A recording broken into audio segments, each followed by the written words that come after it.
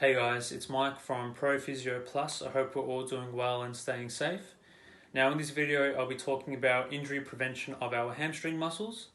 Now when it comes to hamstring muscle strains, I tend to see this with those who over a prolonged period of time have taken a rest, whether that's the off season or their holiday period where they're not doing much, and then fast forward a few weeks or months and they try to jump into their sport with the same intensity, the same playing time, and they're putting their body under that stress. However, their body and their muscles are unable to accommodate, and that's when we see hamstring muscle strains occurring and other injuries. Now, when it comes to the hamstring muscles themselves, there are a few risk factors that increase your chance of a strain. Some of those being older age, pre-existing hamstring muscle injuries, or weak hamstring strength. Good news for us though, the last one being the only modifiable, so therefore if we want to decrease our chances of obtaining a hamstring muscle strain, we do want to try to get them as strong as possible. So when it comes to hamstring muscle strains, it's important to understand at what point in our walking or our running this injury tends to occur. So when we think of walking or running, we have one leg that's planted and we have the other leg that's coming across for the next step.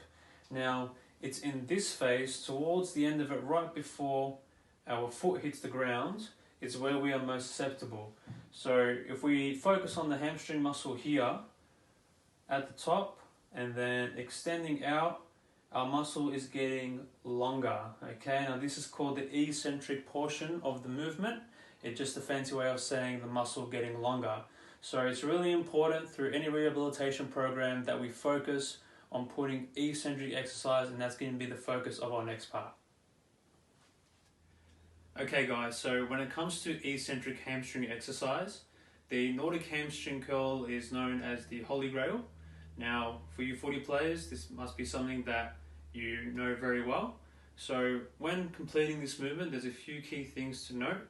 Number one being you obviously need someone or something to stabilize your foot or your ankles. So you can have a buddy behind you, or if your couch has a bit of clearance at the bottom, you could always just kick your feet under there for a bit of extra weight.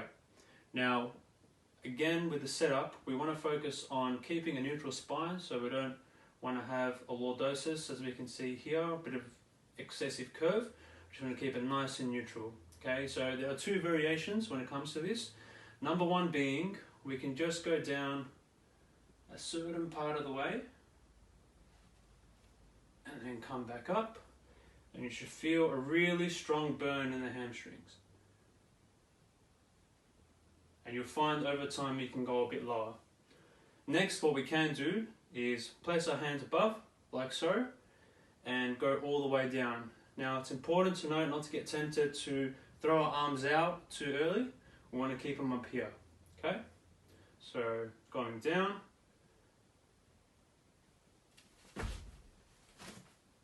So nice and slowly, controlled as much as you can, and back up. Cool, and that's the Nordic hamstring curl. Okay, so the next exercise we want to go through is the golfer's pickup.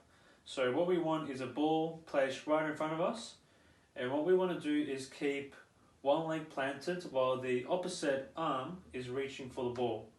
So the movement is conducted like so. We want to keep our torso nice and straight, hinge at the hip, head down, grab that ball, and come back up.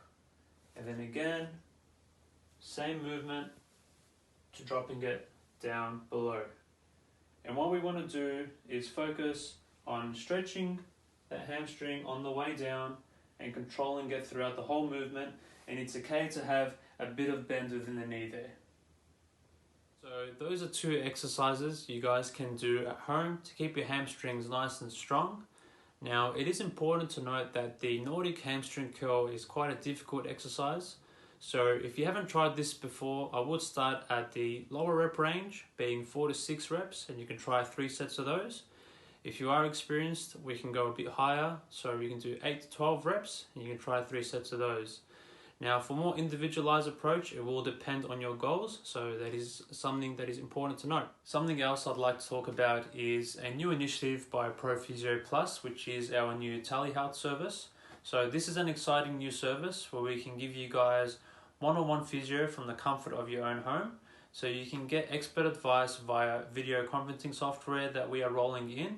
Now these sessions can be recorded, and what you can do is actually play them back just so you can consolidate information you might have missed or are unsure of.